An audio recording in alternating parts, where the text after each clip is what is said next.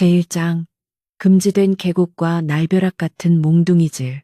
네 이놈, 감히 하늘의 여인들을 능멸하고 신성한 날개옷에 손을 대다니. 내 놈의 뼈마디를 모조리 부수어 저승의 걸음으로 써주마. 귓가에 천둥소리 같은 고함이 터지기가 무섭게 묵직한 참나무 몽둥이가 덕칠의 등짝을 후려쳤고 그 충격은 등뼈를 타고 뇌수까지 찌릿하게 울리게 만들었으니 덕칠은 비명조차 제대로 지르지 못한 채 거친 흙바닥에 처박혀 숨을 헐떡였다. 눈앞에는 번쩍이는 별들이 춤을 추고 입안에서는 비릿한 쇠맛이 나는 핏물이 왈칵 솟구쳤는데 이것이 꿈인지 생시인지 분간할 겨를도 없이 또다시 무자비한 발길질이 그의 옆구리를 파고들었다.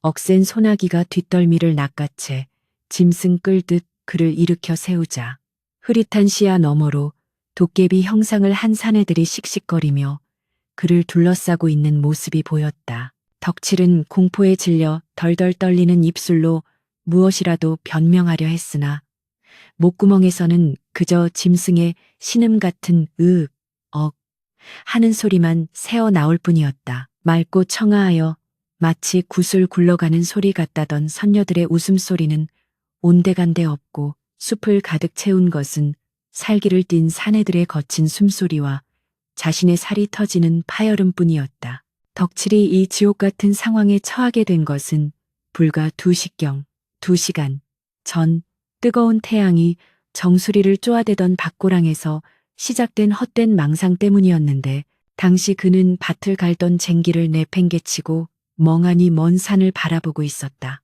금강산 자락 깊숙한 곳에 위치한 선녀탕에 대한 소문은 마을 주막의 탁배기판에서 흘러나온 잡설에 불과했으나 30이 넘도록 장가 한 번 못 가고 홀어머니와 단둘이 사는 노총각 덕칠의 가슴에 불을 지피기에는 충분하고도 남음이 있었다. 보름달이 뜨기 전 해가 중천에 걸릴 때 선녀들이 내려와 목욕을 한다더라. 그 살결이 배곡 같고 향기가 심리밖까지 퍼진다는데 한 번 보기만 해도 3년 묵은 체증이 내려간다지. 주막집 주모의 농 섞인 한마디가 귓가에 맴돌아 덕칠은 눈앞에 누런 황소 엉덩이가 아닌 상상 속의 하얀 선녀의 자태를 그리며 침을 꼴깍 삼키고 말았던 것이다. 그는 결국 참을 수 없는 호기심과 욕정에 이끌려 땀에 젖은 삼배 적삼을 펄럭이며 홀린 듯이 산길로 접어들고야 말았다. 가시덤불이 우거진 산길은 험하기 짝이 없어서 덕칠의 종아리와 팔뚝은 금세 나뭇가지에 긁혀 생채기가 났지만 머릿속을 가득 채운 음식인 은 고통조차 잊게 만들었다. 그는 마치 사냥감을 쫓는 살쾡이처럼 숨을 죽이고 발소리를 죽여가며 계곡 상류로 기어 올라갔는데 점점 가까워지는 물소리와 함께 코끝을 스치는 기이하고도 향긋한 꽃내음이 그의 심장을 미친 듯이 뛰게 만들었다. 설마 진짜일까? 정말 선녀들이 있을까? 딱 한 번만 그저 눈요기만 하고 내려가자. 아무도 모를 거야. 덕칠은 스스로에게 수없이 되뇌며 쿵쾅거리는 가슴을 주먹으로 꾹꾹 눌러 진정시키려 애썼으나 이마에서 흐르는 식은땀은 멈출 줄을 몰랐다. 마침내 울창한 소나무 숲 사이로 에메랄드빛 물이 넘실거리는 선녀탕이 눈에 들어왔을 때 그는 숨이 탔을 것만 같은 전율을 느꼈다. 바위 뒤에 납작 엎드린 채 고개만 살짝 내밀어 전방을 주시하니 과연 희뿌연 물 한 개 사이로 희미한 그림자들이 움직이는 것이 보였다. 그러나 덕칠이 눈을 비비고 자세히 보려고 몸을 앞으로 기울이는 찰나 숲 반대편에서 무언가 바스락하며 급하게 움직이는 소리가 들렸고 동시에 검은 그림자 하나가 잽싸게 숲속으로 사라지는 것을 목격했다. 누구지? 나 말고 또 누가 있나? 의아해할 틈도 없이 선녀탕 쪽에서 날카로운 비명과 함께 도둑이야. 누군가 옷을 훔쳐갔다라는 다급한 외침이 터져 나왔다.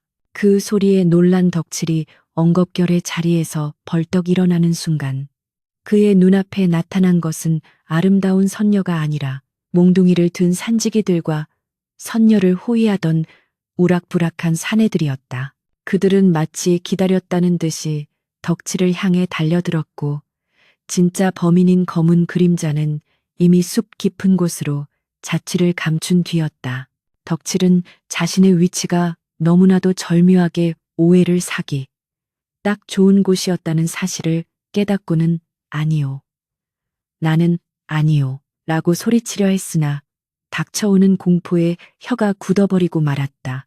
이놈이구나. 우리 선녀님의 날개옷을 훔쳐 달아나려던 쥐새끼가 바로 이놈이야. 사내 중 우두머리로 보이는 자가 덕칠의 멱살을 잡고 흔들며 고래고래 고함을 질렀는데 그의 눈에서는 시퍼런 불똥이 튀는 듯했다. 덕칠은 억울함에 눈물이 핑 돌았지만 그의 손에는 아무것도 들려있지 않았고 품속에도 옷 같은 것은 없었다. 나으리 억울합니다. 저는 옷을 본 적도 없습니다. 맹세코 저는 훔치지 않았습니다. 덕칠이 무릎을 꿇고 손이 발이 되도록 빌며 읍소했으나 사내들은 들은 척도 하지 않았다. 훔치지 않았다면 이 깊은 산중 금지된 구역에 왜 숨어 있었느냐. 내 놈이 훔친 옷을 어딘가에 숨겨두고 시치미를 떼는 것을 모를 줄 아느냐. 우두머리의 추궁은 날카로운 송곳처럼 덕칠의 폐부를 찔렀고 덕칠은 차마 훔쳐보러 왔다는 부끄러운 진실을 말할 수가 없어 입을 다물고 말았으니 이것이 도리어 그의 죄를 확정짓는 침묵이 되고 말았다. 매질은 더욱 가혹해져 덕칠의 엉덩이와 등은 이미 피멍이 들어 성한 곳이 없게 되었고 옷은 갈갈이 찢겨져 거짓골이 되고 말았다. 옷을 내놓아라. 어디에 숨겼느냐. 몽둥이가 날아들 때마다 덕칠은 비명을 지르며 흙바닥을 굴렀고 고통 속에서도 억울함이 사무쳐 가슴이 터질 것만 같았다. 아이고, 어머니, 소자가 잠시 딴 마음을 먹었다가 이리 죽게 생겼습니다. 밭에 메어둔 누렁이는 누가 걷어간답니까? 덕칠의 머릿속에는 집에 계신 노모의 얼굴과 밭에 두고 온 황소의 모습이 주마등처럼 스쳐 지나갔다. 그는 고통에 못 이겨 정신이 혼미해지는 와중에도 아까 숲으로 사라진 그 검은 그림자가 진짜 도둑일 것이라는 확신이 들었다. 하지만 지금 당장 몽둥이 찜질을 당하는 사람은 그놈이 아니라 바로 자신이었다. 덕칠은 땅을 치며 통곡하고 싶었으나 입에서 나오는 것은 꺽꺽거리는 울음소리뿐이었다. 사내들은 덕칠이 기절할 듯 늘어지자 잠시 매질을 멈추고 거친 숨을 몰아쉬었다. 이놈이 독한 놈일세. 끝까지 입을 열지 않는 걸 보니 관하로 끌고 가서 사또 나으리 앞에서 문초를 해야 실토할 모양이야. 우두머리의 말에 다른 사내들이 덕칠의 팔다리를 밧줄로 꽁꽁 묶기 시작했다. 거칠고 까칠한 밧줄이 상처난 피부를 파고들어 쓰라렸지만 덕칠은 반항할 기력조차 남아있지 않았다. 그는 짐짝처럼 묶여 긴 장대 끝에 매달린 채 자신이 그토록 훔쳐보고 싶어 했던 선녀탕을 뒤로하고 산 아래로 끌려 내려가야만 했다. 끌려가는 내내 덕칠은 생각했다. 차라리 솔직하게 말할 걸 그랬나. 옷을 훔친 게 아니라 그저 훔쳐보려고 왔습니다라고. 하지만 그 말을 했다면 맞아 죽는 것은 매 한 가지였을지도 모른다. 도둑이나 치안이나 매를 버는 것은 마찬가지가 아니던가. 산길을 내려오면서 덜컹거리는 장대의 반동에 따라 덕칠의 몸은 허공에서 춤을 추었고 그때마다 온몸의 뼈마디가 비명을 질러댔다. 마을 어귀에 다다르자 밭이라던 동네 사람들이 하나둘 모여들어 웅성거리기 시작했다. 아니, 저게 누구요? 덕칠이 아니요? 저 순박한 총각이 무슨 큰 죄를 지었길래 저런 몰골로 끌려온단 말이요. 사람들의 수군거림이 덕칠의 귓가에 따갑게 박혔다. 평소 성실하지는 않아도 남에게 해를 끼칠 위인은 못 된다고 여겨졌던 그였기에 마을 사람들의 눈빛에는 놀라움과 의구심이 가득했다. 하지만 덕칠은 고개를 들 수 없었다. 억울함 때문이기도 했지만 자신이 왜 그곳에 있었는지에 대한 부끄러움이 더 컸기 때문이었다. 그는 질끈 눈을 감고 이 모든 것이 지독한 악몽이기를 간절히 빌었으나 엉덩이에서 느껴지는 화끈거리는 고통은 이것이 피할 수 없는 현실임을 잔인하게 일깨워주고 있었다. 관아의 육중한 대문이 삐걱거리는 소리를 내며 열리고 덕칠은 형틀이 놓인 마당 한가운데로 내동댕이 쳐졌다. 붉은 관복을 입은 사또가 위험 있는 표정으로 대청마루에 앉아 그를 내려다보고 있었고 양옆에는 삼지창을 든 포졸들이 서슬퍼런 눈으로 그를 노려보고 있었다. 네 죄를 네가 알렸다. 사또의 호령이 관아 마당을 쩌렁쩌렁 울리자 덕칠은 혼이 나간 사람처럼 바닥에 머리를 다스며 엎드렸다. 이제 그의 운명은 바람 앞에 등불과도 같았으니 입을 열면 치안이 되고 입을 닫으면 도둑이 되는 이 기막힌 딜레마 속에서 덕칠은 과연 살아남을 수 있을 것인가. 그의 억울한 눈물은 흙바닥을 적셨지만 하늘은 무심하게도 그저 푸르기만 했다. 저 멀리 산등성이 너머에서는 진짜 날개옷을 훔친 자가 이 광경을 보며 비열한 웃음을 짓고 있을지도 모를 일이었다. 제2장 도둑인가 치안인가 진퇴양난의 관아마당 네 이놈 주둥이를 놀리지 못할까. 하늘이 무섭지도 않더냐. 선녀의 옷을 훔치고도 오리발을 내밀다니. 사또의 호령은 마치 마른 하늘의 날벼락과 같아서 관아의 낡은 기와장이 들썩거릴 지경이었고 형틀에 묶인 덕칠의 심장은 쪼그라들 대로 쪼그라들어 콩알만해졌다. 덕칠은 터진 입술 사이로 흐르는 피를 핥으며 억울함을 호소하려 했으나 사방에서 내리꽂히는 따가운 시선들에 압도되어 입이 쉬이 떨어지지 않았다. 관아마당에는 구경 나온 마을 사람들로 인산인해를 이루었는데 그들은 평소 순박하다고 여겼던 덕칠이 대담하게도 선녀의 옷을 훔쳤다는 사실에 경악하며 손가락질을 해대고 있었다. 세상에 덕칠이 저 녀석이 그럴 줄 누가 알았겠어. 얌전한 고양이 부뚜막에 먼저 올라간다더니 옛말 그른 거 하나 없다니까. 아낙네들의 수군거림과 사내들의 혀차는 소리가 뒤섞여 웅성거리는 소음이 덕칠의 귓속을 파고들어 머리를 어지럽게 만들었다. 뜨거운 여름 햇볕은 인정사정 없이 내리쬐어 땀과 피가 범벅이 된 덕칠의 등을 따갑게 지저댔고 형틀에 묶인 팔다리는 감각이 없어질 정도로 저려왔다. 사또 나으리 제발 통촉하여 주시옵소서. 소인은 정말로 옷자락 하나 구경하지 못했습니다. 맹세코 훔치지 않았습니다요. 덕칠은 마지막 힘을 짜내어 절규하듯 외쳤으나 사또는 콧방귀를 뀌며 부채를 탁 소리나게 접었다. 사또의 눈매는 매섭게 가늘어졌고 그 눈빛은 덕칠의 속내를 꿰뚫어 볼 듯 날카로웠다. 그래? 훔치지 않았다. 그렇다면 내 놈은 그 깊은 산중 금지된 선녀탕 근처에 도대체 왜 숨어 있었단 말이냐. 나무를 하러 갔다면 지게가 있었을 것이고 약초를 캐러 갔다면 망태기가 있었을 터인데 내 놈은 빈손으로 덤불 속에 쥐새끼처럼 엎드려 있지 않았더냐. 그곳은 인적이 드물어 호랑이도 피해가는 곳이다. 훔칠 마음이 없었다면 당장 그 이유를 대라. 사또의 논리 정연한 추궁은 덕칠을 궁지로 몰아넣었다. 덕칠은 말문이 막혀 꿀먹은 벙어리가 되었다. 훔치지 않았다는 것은 진실이었으나 그곳에 있었던 이유를 밝히는 것은 죽기보다 더한 수치였기 때문이다. 덕칠의 머릿속에서는 치열한 갈등의 불꽃이 튀었다. 도둑으로 몰리면 목이 달아나거나 평생 귀양을 갈 수도 있다. 하지만 사실대로 말하면 아이고 차라리 혀를 깨물고 죽는 게 낫지. 어찌 내 입으로 선녀들이 목욕하는 걸 훔쳐보러 갔다고 말할 수 있단 말인가. 그러나 눈앞에 놓인 곤장과 붉게 달아오른 포졸들의 얼굴을 보자 생존 본능이 수치심을 압도하기 시작했다. 옆에 서 있던 이방이 비릿한 웃음을 흘리며 덕칠의 귓가에 속삭였다. 이복의 덕칠이 자네 효자라고 소문이 자자하지 않나? 자네가 여기서 객기 부리다 죽으면 홀로 계신 노모는 누가 봉양하나? 사실대로 불개나 옷을 어디에 숨겼는지 말하면 목숨만은 살려주지 않겠나.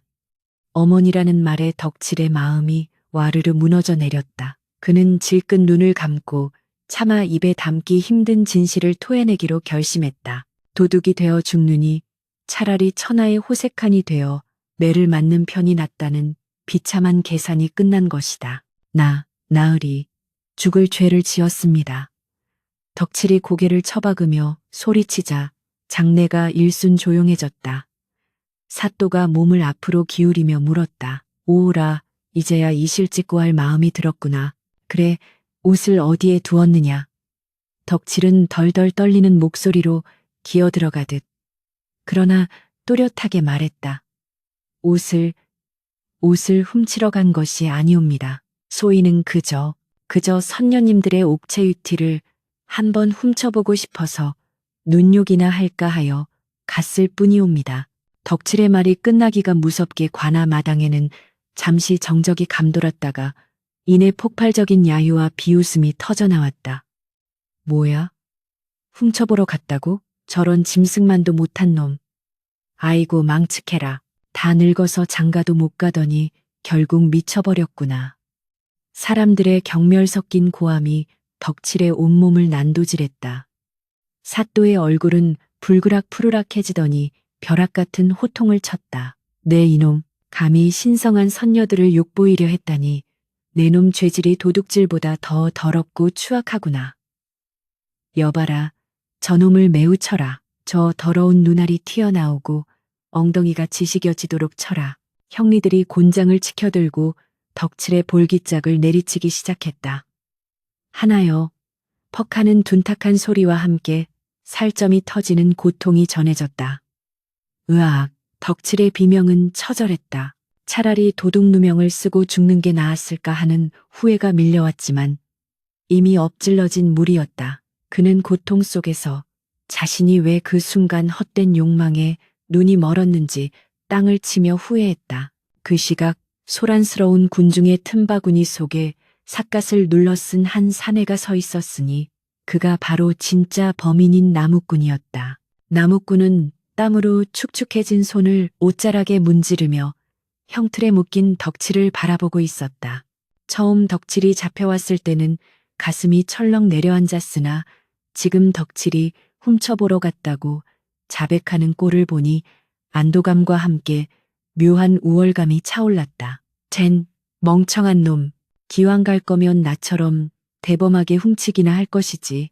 고작 훔쳐보려다 저 사단이 나다니. 나무꾼은 품속 깊이 숨겨둔 선녀의 향기가 배어있는 옷자락의 감촉을 느끼며 비릿한 미소를 지었다. 나무꾼은 자신의 행동을 정당화했다.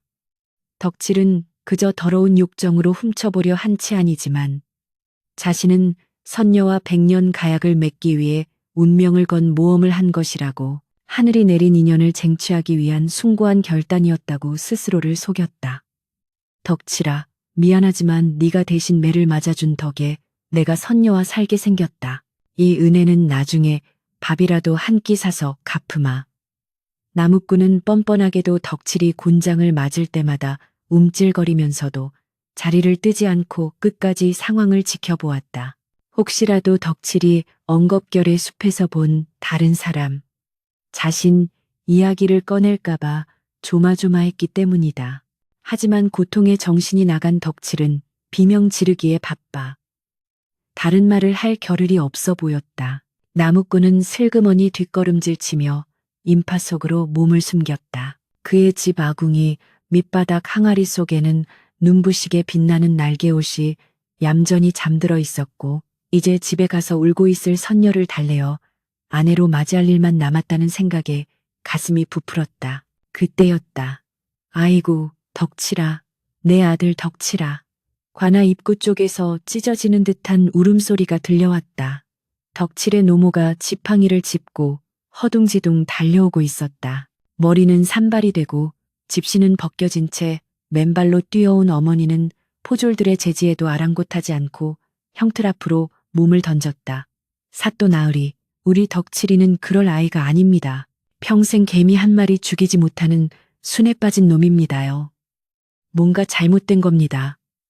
어머니는 덕칠의 피투성이가 된 엉덩이를 감싸 안으며 통곡했다. 덕칠은 어머니의 목소리에 정신이 번쩍 들었다. 고통보다 더 큰 죄스러움이 가슴을 후벼 팠다.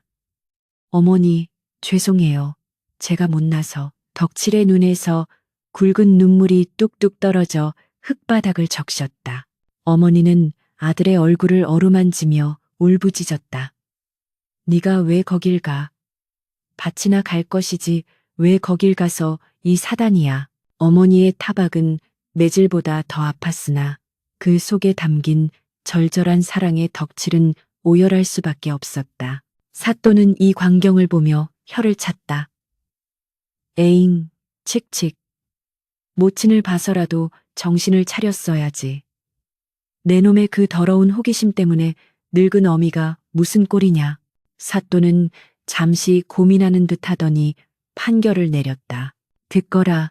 비록 덕칠이 놈이 옷을 훔쳤다는 물증은 아직 나오지 않았으나 신성한 곳을 침범하고 엿보려 한 죄 또한 가볍지 않다. 게다가 훔친 옷의 행방을 댈 때까지 의심을 거둘 수 없으니 저놈을 하옥시켜라.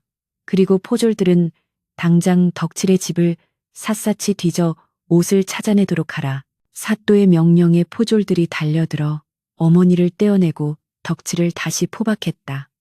안 됩니다. 내 아들 못 데려갑니다. 어머니가 바짓가랑이를 잡고 늘어졌으나 역부족이었다. 덕칠은 질질 끌려가며 소리쳤다. 어머니, 집에는 아무것도 없어요. 걱정 말고 집에 가 계세요. 금방 나갈게요. 그것은 덕칠이 할 수 있는 유일한 거짓말이자 위로였다.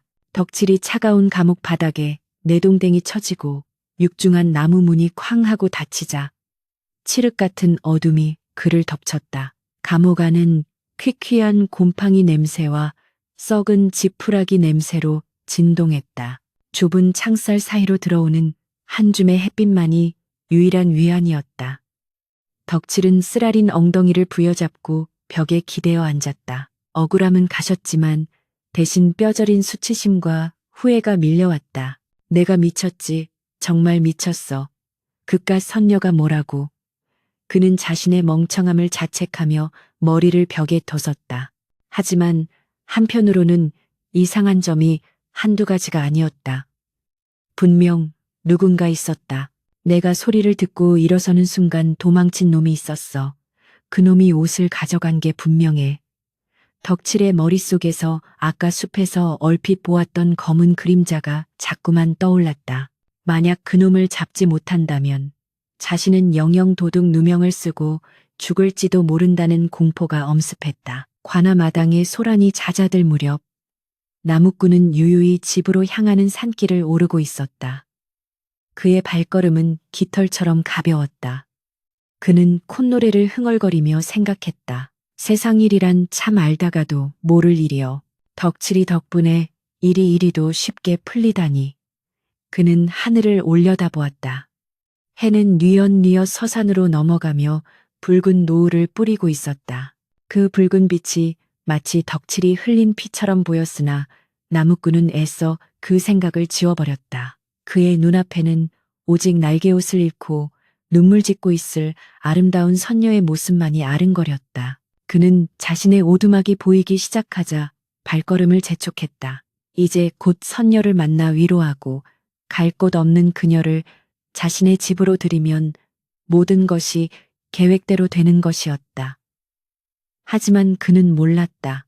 완전 범죄란 없으며 죄 없는 자의 피눈물은 반드시 하늘에 닿아 예기치 않은 바람을 불러일으킨다는 것을. 그리고 관아 한 구석에서 덕칠의 억울한 눈빛을 유심히 지켜보던 늙은 포졸 하나가 조용히 나무꾼의 뒤를 밟기 시작했다는 사실을 말이다. 차디찬 감옥 바닥에 팻집 몇 줌만이 앙상하게 깔려있는 그곳은 대낮에도 햇빛 한 점 들지 않아 음산하기가 이를 데 없었다. 엉덩이가 터져나갈 듯한 고통에 신음조차 제대로 뱉지 못하고 엎드려 있는 덕칠의 꼴은 그야말로 처참했다. 찢어진 바지 사이로 드러난 살점은 붉게 부어올라 피딱지가 엉겨 붙었고 열기가 올라 온몸이 불덩이처럼 뜨거웠다. 밤이 깊어지자 옥사 안으로 스며드는 한기는 상처를 더욱 예리하게 파고들었으니 덕칠은 고통과 추위 그리고 무엇보다 억울함에 치를 떨며 흐느꼈다. 아이고, 내 팔자야. 눈 한번 잘못 돌렸다가 이게 무슨 날벼락이란 말이냐. 그는 벽에 머리를 기대고 눈을 감았으나 감은 눈꺼풀 안에서는 여전히 낮에 보았던 사또의 서슬퍼런 눈빛과 마을 사람들의 경멸, 어린 시선이 지워지지 않았다. 더욱 기가 막힌 것은 자신이 매를 맞고 옥에 갇혀 있는 이 순간에도 진짜 범인은 어디선가 선녀의 옷을 움켜쥐고 희희낙낙하고 있을 것이라는 생각이었다. 그 검은 그림자, 숲속으로 잽싸게 사라지던 그 뒷모습이 뇌리에서 떠나지 않았다. 한편 모두가 덕치를 파렴치한 도둑이자 생마로 단정짓고 잠자리에 든 그 시각, 관아의 사랑방에는 불이 꺼지지 않고 있었다. 머리가 희끗희끗한 늙은 포교, 최주부는 탁자 위에 놓인 덕칠에 낡은 집신 한 짝을 내려다보며 곰방대를 태우고 있었다. 그는 이 고을에서 30년 넘게 도둑을 잡고 범인을 색출해온 베테랑으로 그의 눈썰미는 매보다 날카롭고 직감은 점쟁이보다 용하다는 평을 듣는 인물이었다. 최주부는 낮에 사또가 내린 판결에 겉으로는 동조하는 척했으나 속으로는 개운치 않은 뒷맛을 느끼고 있었다. 덕칠이라 그놈이 평소 여색을 밝히기는커녕 아녀자 눈도 제대로 못 마주치고 얼굴만 붉히던 쑥맥이 아니던가. 최주부는 자욱한 담배 연기를 내뿜으며 중얼거렸다. 아무리 남자가 숟가락 들 힘만 있어도 딴 생각을 한다지만 덕칠이 그것만은 성정에 금지된 구역까지 들어가 대담하게 옷을 훔쳤다는 것은 앞뒤가 맞지 않았다. 게다가 훔쳐보러 갔다고 자백까지 한 마당에 옷을 훔친 사실은 끝까지 부인하는 그 눈빛에는 거짓이 없어 보였다. 최 주부의 의심을 더욱 부채질한 것은 현장에서 발견된 흔적들이었다.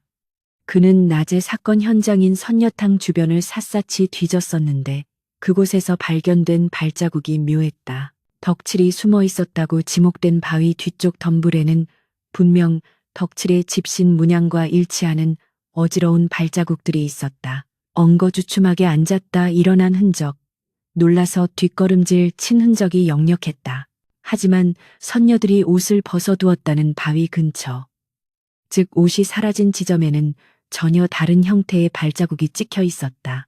그것은 집신이 아니라 산을 타는 사람들이 주로 신는 미툴이나 가죽신 종류의 투박하고 깊은 발자국이었다. 게다가 그 발자국은 덕칠이 있던 곳과는 반대 방향인 험한 산비탈 쪽으로 이어지다가 계곡물 속으로 사라져 끊겨 있었다. 덕칠이는 쟁기를 팽개치고 밭에서 바로 올라갔으니 집신 차림이었을 테고, 그렇다면 옷을 가져간 놈은 따로 있다는 얘긴데. 최주부의 눈빛이 형형하게 빛났다. 그는 덕칠이 범인이 아닐 가능성에 무게를 두고 내일 날이 밝는 대로 독자적인 수사를 벌이기로 결심했다. 같은 시각, 산 중턱에 자리 잡은 허름한 오두막에서는 진짜 범인인 나무꾼 만석이 불안에 떨며 서성이고 있었다. 아궁이 깊숙한 곳, 재를 긁어내고 항아리 속에 숨겨둔 날개옷은 마치 살아있는 생물처럼 신비로운 빛을 내뿜고 있었지만 만석에게는 그 빛이 이제 저승사자의 눈빛처럼 느껴지기 시작했다. 그는 낮에 관아 마당에서 덕칠이 곤장을 맞는 모습을 보며 쾌재를 불렀었다.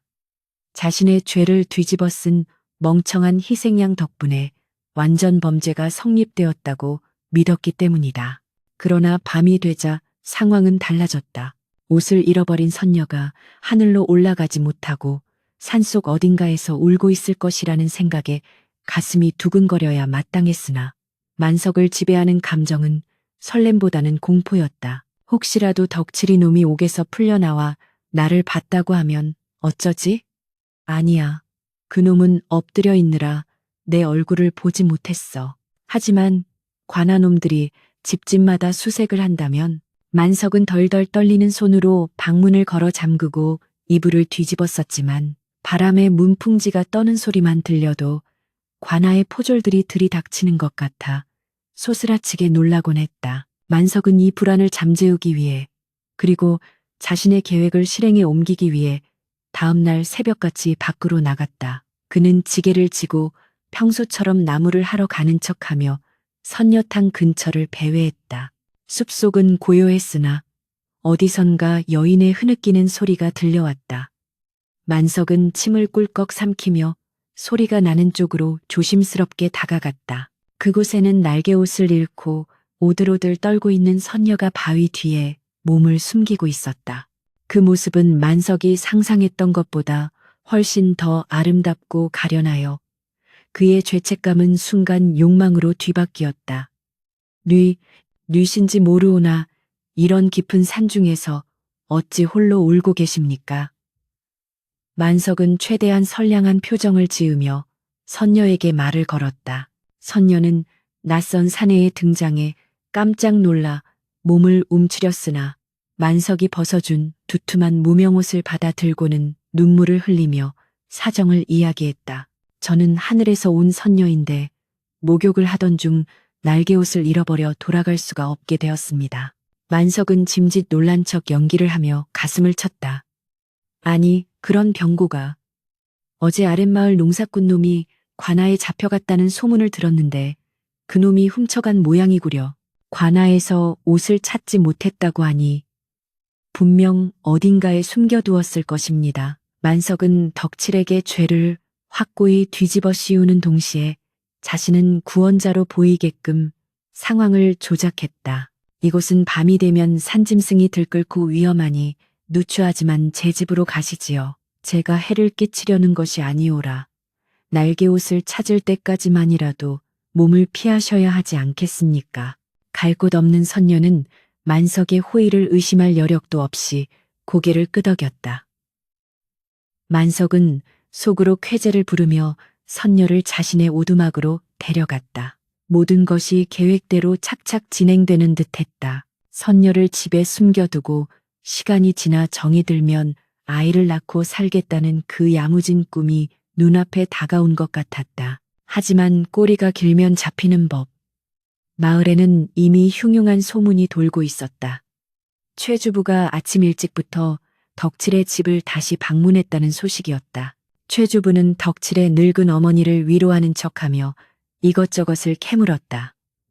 할멈, 덕칠이가 평소에 산을 탈 때 신는 신발이 이 집신 말고 또 있소? 어머니는 눈물로 퉁퉁 부은 눈을 비비며 대답했다. 없습니다요. 우리 덕칠이는 받을만 하느라 가죽신 같은 건 구경도 못 해봤고 산에 갈 때도 늘 저 집신만 신고 다녔습죠. 최 주부는 고개를 끄덕이며 마당을 둘러보았다. 덕칠의 성실함을 증명하듯 달아빠진 농기구들만 가득할 뿐 험한 산을 오르내리는 전문적인 장비는 보이지 않았다. 최 주부는 확신을 굳혔다. 범인은 산을 제 집 드나들듯 하는 놈이다. 약초꾼 아니면 사냥꾼 혹은 나무꾼이겠지. 그는 마을 어귀 정자나무 아래에 앉아있는 노인들에게 슬그머니 다가가 물었다. 어제 덕칠이가 산으로 올라갈 때 혹시 산에서 내려오거나 올라가는 다른 놈을 본 사람은 없소? 그러자 한 노인이 곰곰이 생각하더니 무릎을 탁 쳤다. 그러고 보니 어제 해가 중천에 떴을 무렵에 저 윗동네 사는 나무꾼 만석이 놈이 허겁지겁 산을 내려오는 걸 본 것 같기도 하이. 평소에는 해가 져야 내려오는 놈이 빈지게를 지고 땀을 뻘뻘 흘리며 내려오길래 어디 아픈가 했지. 최 주부의 귀가 번쩍 뜨였다. 만석이라면 혼자 살고 산세에 밝으며 평소 노름판을 기웃거리며 일확천금을 꿈꾸던 위인이 아니던가. 최 주부는 즉시 포졸 하나를 불러 만석의 동태를 살피라고 지시했다. 한편 관아 앞에는 덕칠의 노모가 거적을 깔고 앉아 곡을 하고 있었다. 사또 나으리, 내 아들은 억울합니다. 하늘이 알고 땅이 아는데 어찌 죄 없는 자를 가두고 진범을 잡지 않으십니까? 그녀의 쉰 목소리는 담장을 넘어 옥에 갇힌 덕칠에게까지 들려왔다. 덕칠은 어머니의 목소리에 가슴이 미어지는 듯하여 쇠창살을 붙잡고 오열했다. 어머니, 돌아가세요. 제발. 최 주부는 옥사로 들어가 덕칠과 마주 앉았다. 그는 덕칠에게 물 한 사발을 건네며 조용히 물었다. 덕칠아, 내 눈을 보고 똑바로 말해라. 네가 덤불 속에 있을 때 정말 아무도 못 보았느냐? 인기척이라도 느낀 것이 없느냐? 덕칠은 떨리는 손으로 물사발을 받아 마시고는 흐릿한 기억을 더듬어 필사적으로 매달렸다. 나으리, 보았습니다. 아니, 정확히는 보지 못했지만 들었습니다. 제가 선녀님들을 보려고 고개를 드는 순간 반대편 숲에서 우지끈하고 나뭇가지 꺾이는 소리가 났습니다. 그리고 검은 그림자가 멧돼지처럼 숲속으로 튀어 달아나는 걸 제 눈으로 똑똑히 보았습니다요. 그놈이 진짜입니다. 그놈이 도망치자마자 비명소리가 들렸단 말입니다. 덕칠의 말에 최주부의 눈매가 가늘어졌다. 그의 추리가 맞아 떨어지고 있었다. 덕칠이 발견되기 직전에 도망친 자, 그 자가 바로 범인이었다. 그 그림자가 어느 쪽으로 달아났느냐. 최주부의 물음에 덕칠은 기억을 쥐어짜냈다. 서쪽 비탈길이었습니다. 거기는 가시덤불이 많아서 저 같은 농사꾼은 엄두도 못 내는 길입니다요. 서쪽 비탈길이라. 그 길은 바로 만석의 오두막으로 이어지는 지름길이었다. 최주부는 무릎을 쳤다. 모든 정황이 만석을 가리키고 있었다. 하지만 섣불리 움직일 수는 없었다. 만약 만석이 옷을 깊이 숨겨두거나 태워버렸다면 물증이 없어 낭패를 볼 수도 있었다. 게다가 선녀가 사라졌다는 소문이 사실이라면 만석이 선녀를 데리고 있을 가능성도 배제할 수 없었다. 최주부는 신중하게 덫을 놓기로 했다. 그는 포졸들을 모아 은밀한 지시를 내렸다. 오늘 밤 만석의 오두막 주변을 포위한다. 쥐새끼 한 마리 빠져나가지 못하게 하라. 그리고 만석이 놈이 안에서 무슨 짓을 하는지 낱낱이 감시하되 절대 먼저 덮치지 마라. 놈이 옷을 꺼내거나 결정적인 증거가 나올 때를 기다려야 한다. 그날 밤 만석의 오두막은 겉보기에는 평온해 보였으나 안에서는 팽팽한 긴장감이 감돌았다. 만석은 선녀에게 밥상을 차려주며 온갖 감언이설을 늘어놓고 있었다. 선녀님, 하늘로 못 올라가시면 저와 함께 사시는 게 어떻겠습니까? 제가 손에 물 한 방울 안 묻히게 해드리겠습니다. 선녀는 슬픈 눈으로 밥상머리에 앉아 있었지만 그녀의 표정에는 의구심이 서리기 시작했다. 만석의 눈빛이 지나치게 탐욕스럽고 집안 구석구석을 살피는 행동이 어딘가 수상쩍었기 때문이다. 게다가 만석은 자꾸만 아궁이 쪽을 힐끔거렸다. 선녀는 직감적으로 그곳에 무언가 있음을 느꼈다. 밖에서는 풀벌레 소리 하나 없이 고요했지만 그것은 폭풍전야의 고요함이었다. 어둠 속에서 수십 개의 눈동자가 오두막을 주시하고 있었고 최주부는 대문 앞 어둠 속에 몸을 숨긴 채 굳게 닫힌 방문이 열리기만을 기다리고 있었다. 옥에 갇힌 덕칠은 잠을 이루지 못하고 있었다. 엉덩이의 통증 때문이기도 했지만 최주부가 남기고 간 희망을 버리지 말거라 라는 한마디가 가슴 속에서 작은 불씨처럼 타오르고 있었기 때문이다. 정말 내 억울함이 풀릴까? 그놈을 잡을 수 있을까? 덕칠은 창살 사이로 보이는 달을 올려다보며 빌고 또 빌었다. 산신령님, 부처님, 조상님, 제가 비록 삿된 마음을 먹어 벌을 받고 있사오나 도둑 누명만은 벗게 해주십시오. 만약 저를 살려주신다면 평생 여자 보기를 돌같이 하고 소처럼 일만 하며 살겠습니다. 그의 간절한 기도가 하늘에 닿았는지 구름에 가려졌던 달이 환하게 얼굴을 내밀며 세상을 비추기 시작했다. 그리고 그 달빛은 산 중턱, 만석의 오두막 지붕 위에도 서늘하게 내려앉고 있었다. 진실의 시간이 다가오고 있었다. 죄 지은 자는 그 무게를 견디지 못해 스스로 무너질 것이요. 억울한 자는 그 고통 속에서 다시 태어날 준비를 하고 있었다. 만석은 술을 한 잔 들이켜고 용기를 내어 선녀의 손을 잡으려 했다. 선녀님, 오늘 밤은 춥지 않습니까? 그 순간 선녀가 화들짝 놀라며 손을 뿌리쳤고 그 반동으로 만석이 중심을 잃고 비틀거렸다. 그때 밖에서 이리 오너라 하는 우렁찬 목소리가 들려왔다. 만석의 얼굴이 사색이 되었다. 그 목소리는 저승사자보다 더 무서운 최주부의 목소리였다. 만석은 허둥지둥 아궁이 쪽으로 몸을 날려 그 위를 깔고 앉았다. 누구시오? 밤늦게 남의 집에. 그의 목소리는 염소 울음소리처럼 떨리고 있었다. 문 밖에는 횃불을 든 포졸들의 그림자가 문풍지에 어른거렸고 팽팽하게 당겨진 활시위처럼 긴장감이 최고조에 달했다.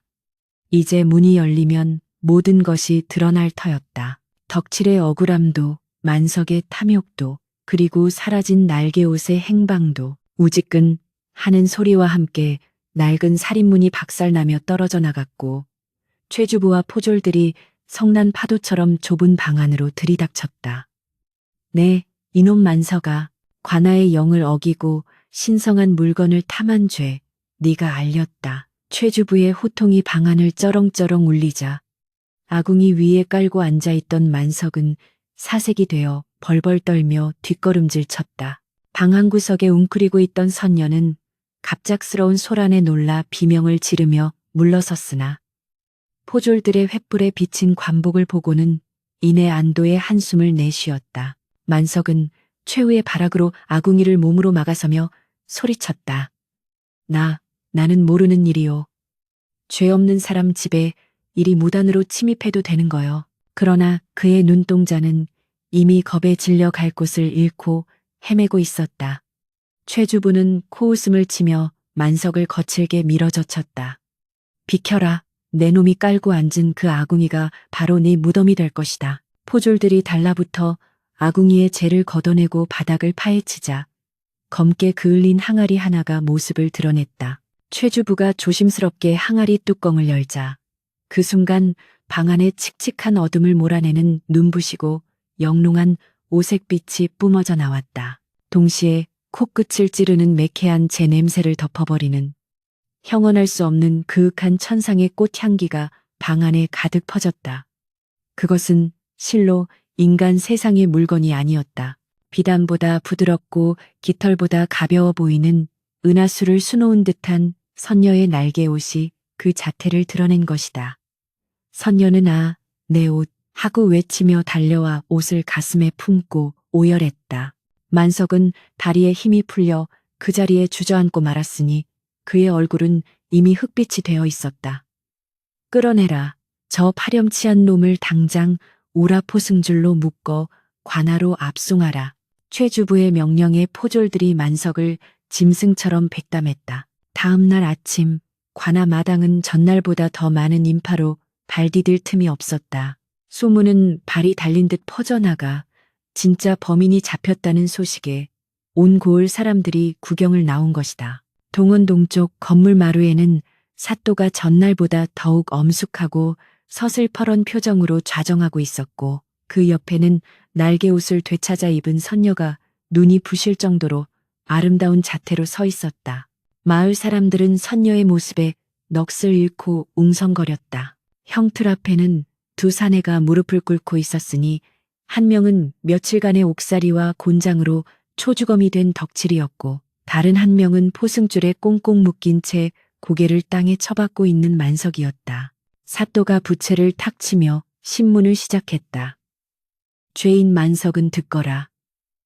내 놈은 하늘의 선녀를 욕보일 목적으로 옷을 훔치고 죄 없는 덕칠에게 누명을 씌워 곤장을 맞게 하였으니 그 죄가 하늘을 찌르고 땅을 가른다. 내 죄를 인정하느냐? 만석은 땀을 비오듯 흘리며 억지 춘향격으로 변명을 늘어놓았다. 사또 나으리 억울합니다.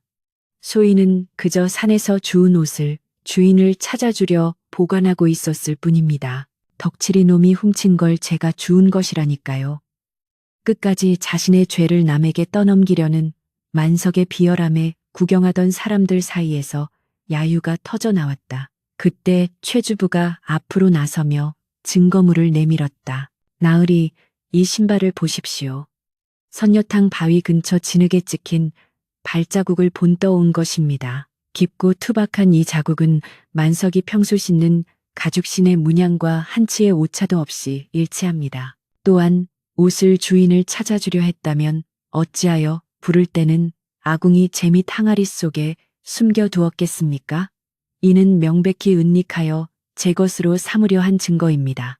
최주부의 명쾌한 논리에 만석은 말문이 막혀 입만 벙긋거렸다. 선녀 또한 앞으로 나서며 떨리는 목소리로 증언했다. 사또님, 저 자는 제가 옷을 잃고 당황하여 울고 있을 때 나타나 거짓으로 위로하며 저를 자신의 집으로 유인하였습니다. 그의 눈빛은 짐승과 같았고 옷을 숨겨둔 사실을 숨긴 채 저를 기만하였습니다. 만약 관아의 도움이 없었다면 저는 저자의 욕망에 희생되어 영영 하늘로 돌아가지 못했을 것입니다. 선녀의 증언은 결정적이었다. 사또는 대로하여 소리쳤다. 내 이놈. 감히 하늘 무서운 줄 모르고 끝까지 거짓을 고하다니. 여봐라. 저놈을 형틀에 매우 쳐라. 덕칠이가 맞은 매의 10배. 아니 100배로 쳐서 다시는 딴 마음을 품지 못하게 하라. 형리들이 굵직한 곤장을 지켜들었고 이번에는 덕칠이 아닌 만석의 엉덩이 위로 몽둥이가 춤을 추기 시작했다. 딱, 쩍, 살 타는 소리와 함께 만석의 입에서는 돼지 멱다는 소리가 터져 나왔다. 으악, 살려줍시오. 제가 잘못했습니다. 덕칠은 옆에서 만석이 매를 맞는 광경을 멍하니 지켜보았다. 며칠 전만 해도 자신이 누워있던 그 자리에서 자신에게 누명을 씌운 자가 비명을 지르고 있었다. 통쾌해야 마땅했으나 덕칠의 마음은 마냥 기쁘지만은 않았다. 만석의 일그러진 얼굴에서 자신의 욕망이 투영된 또 다른 모습을 보았기 때문이다. 나 또한 저자와 다를 바가 무엇인가. 옷을 훔치지 않았다 뿐이지 훔쳐보려 했던 그 마음은 저놈의 탐욕과 뿌리가 같지 않은가. 덕칠은 고개를 들 수 없었다. 만석이 피투성이가 되어 기절하자 사또는 매질을 멈추게 하고 덕칠을 불렀다. 덕칠아, 고개를 들라. 덕칠이 조심스럽게 고개를 들자 사또의 표정이 한결 부드러워져 있었다. 너의 누명은 이제 완전히 벗겨졌다. 옷을 훔친 것은 만석이 놈의 단독 범행임이 밝혀졌으니 너는 절도죄에 대해서는 무죄다. 와! 하는 함성과 함께 마당에 있던 어머니가 덩실덩실 춤을 추며 뛰어들어왔다. 아이고 사또 나으리 감사합니다. 내 아들이 살았습니다. 어머니는 덕칠을 끌어안고 엉엉 울었다. 덕칠의 눈에서도 참았던 눈물이 봇물 터지듯 쏟아졌다. 죽을 것만 같았던 공포와 억울함이 씻겨 내려가는 순간이었다. 하지만 사또는 엄한 목소리로 다시 입을 열었다. 허나 기뻐하기엔 이르다. 덕칠이 너는 비록 도둑질은 하지 않았으나 신성한 곳을 엿보려 한 관음의 죄는 여전히 남아있다. 네가 그곳에 가지 않았다면 이런 사단에 휘말리지도 않았을 터. 네 엉덩이에 남은 흉터는 네가 지은 마음의 죄에 대한 죄값이니 평생 그것을 보며 반성하도록 하라. 알겠느냐? 사또의 일갈은 덕칠의 가슴에 비수처럼 꽂혔다. 그것은 면죄부가 아니라 평생 안고 가야 할 부끄러움의 낙인이었다. 예, 명심하겠습니다. 뼈에 새기고 살겠습니다. 덕칠은 흐느끼며 대답했다. 모든 판결이 끝나자 선녀는 사또와 최주부 그리고 마을 사람들에게 고개 숙여 감사를 표했다. 인간 세상의 정의가 살아있음을 확인하고 갑니다. 부디 복 받으십시오. 그녀가 날개옷을 어깨에 걸치자 몸이 깃털처럼 가벼워지며 허공으로 둥실 떠올랐다. 오색 찬란한 구름이 몰려와 그녀를 감쌌고 아름다운 음악 소리와 함께 그녀는 하늘 저편으로 사라졌다. 사람들은 모두 엎드려 그 경이로운 광경을 경배했다. 만석은 포졸들에게 질질 끌려 감옥으로 향하며 하늘로 올라가는 선녀를 보고 피눈물을 흘렸으나 이미 때는 늦었다. 그는 곤장 100대를 맞고 옥살이를 한 뒤 평생 다리를 저는 병신이 되어 마을에서 손가락질을 받으며 살게 될 운명이었다. 덕칠은 어머니의 부축을 받으며 관아문을 나섰다. 쏟아지는 햇살이 눈부셨다. 며칠 만에 맞는 바깥 공기는 달콤했으나 걷는 걸음걸음마다 엉덩이의 상처가 욱신거려 비명을 질러야 했다. 마을 사람들은 덕칠에게 다가와 고생했네. 우리가 오해해서 미안하네 하며 위로의 말을 건넸지만 덕칠은 그들의 눈을 제대로 마주칠 수 없었다. 누명은 벗었으되 훔쳐보려던 놈이라는 꼬리표는 떼어내지 못한 것이다. 그는 쥐구멍이라도 있으면 숨고 싶은 심정으로 절뚝거리며 집으로 향했다. 뒤따라오던 최 주부가 덕칠의 등을 툭 치며 낮은 목소리로 말했다. 덕칠아, 이번에 아주 큰 공부를 했다 생각해라. 세상에 공짜는 없고 남의 것을 탐하는 마음은 언젠가 화를 부르는 법이다. 네가 매를 맞고 깨우친 것이 있다면 그것으로 된 것이다. 최 주부의 그 말은 덕칠의 가슴 깊이 파고들어 앞으로 그가 살아갈 인생의 지표가 되었다. 집으로 돌아온 덕칠은 캔마루에 쓰러지듯 누웠다.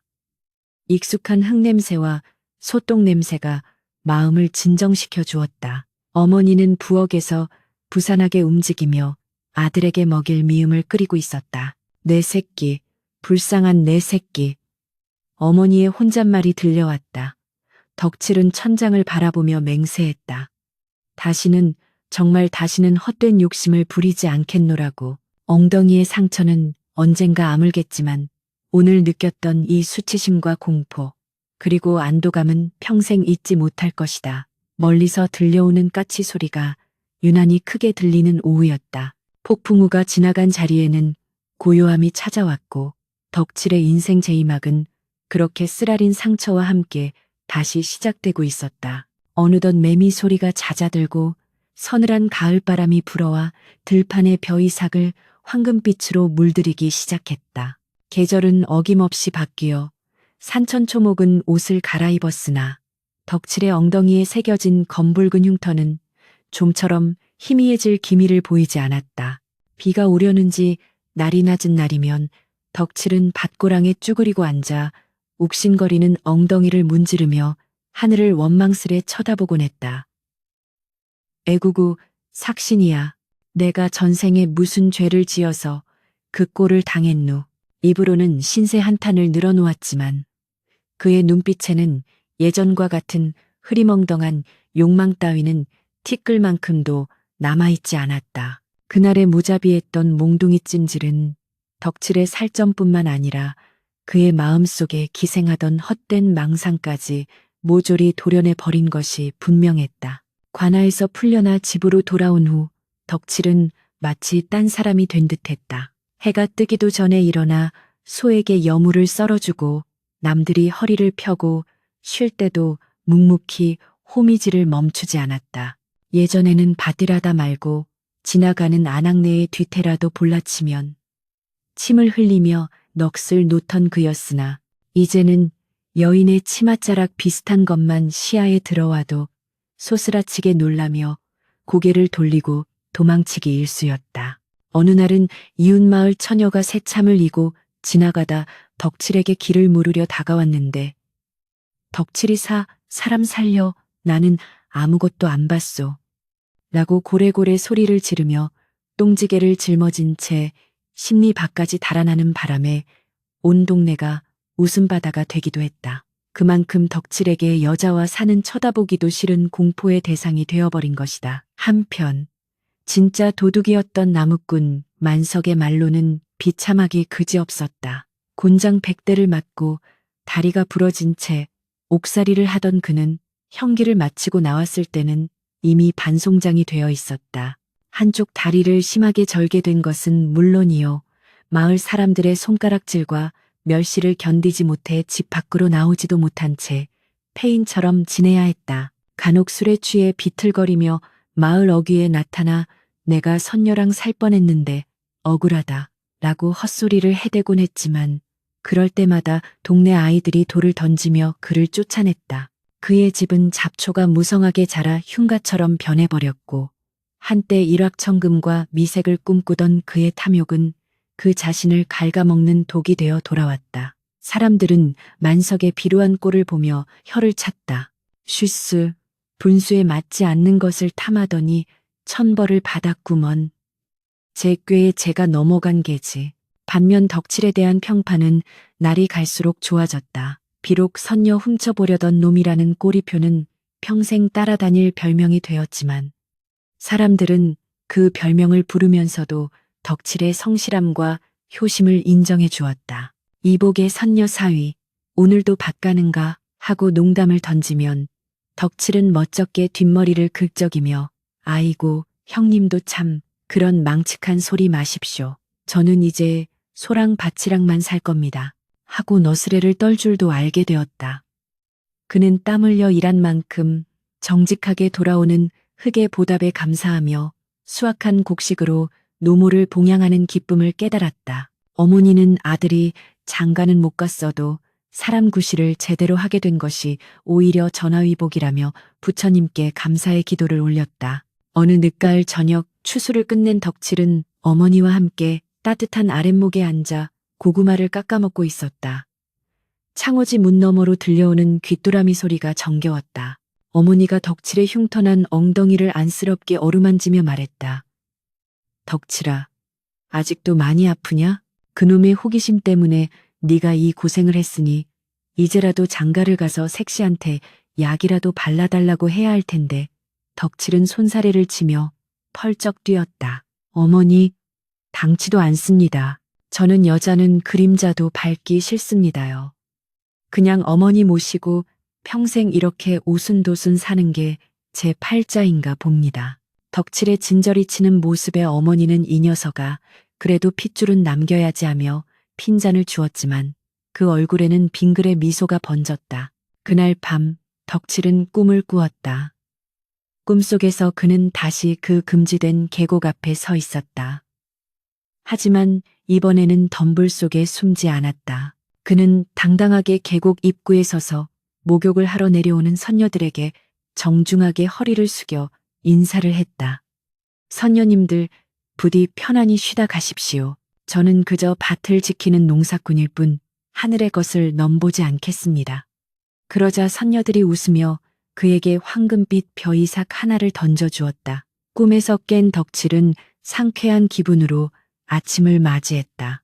창문을 여니 지난밤 내린 서리로 하얗게 덮인 들판이 햇살을 받아 보석처럼 빛나고 있었다. 그것은 훔쳐보려 했던 선녀의 살결보다 더 눈부시고 훔치려 했던 날개옷보다 더 값진 그의 땀방울이 만들어낸 정직한 풍경이었다. 세상 사람들은 이 사건을 두고 오래도록 이야기꽃을 피웠다.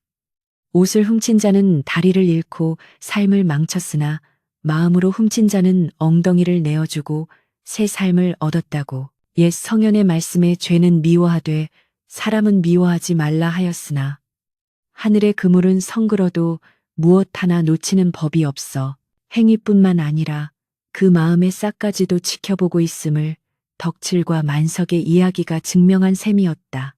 누군가 남의 담장을 기웃거리거나 분에 넘치는 것을 탐하려 할 때면 마을 어르신들은 곰방대를 털며 이렇게 꾸짖곤 했다. 이놈아, 덕칠이 엉덩이 꼴나고 싶으냐? 마음의 도둑질도 도둑질이니 헛된 꿈 꾸지 말고 밭이나 갈 거라. 그리하여 금강산 자락 작은 마을의 전설 같은 이 이야기는 욕망과 양심 사이에서 갈등하는 무사람들에게 따끔한 회초리이자 구수한 안주거리가 되어 대대손손 전해지게 되었으니 덕칠이 흘린 그날의 피눈물은 결코 헛된 것이 아니었다고 하겠다.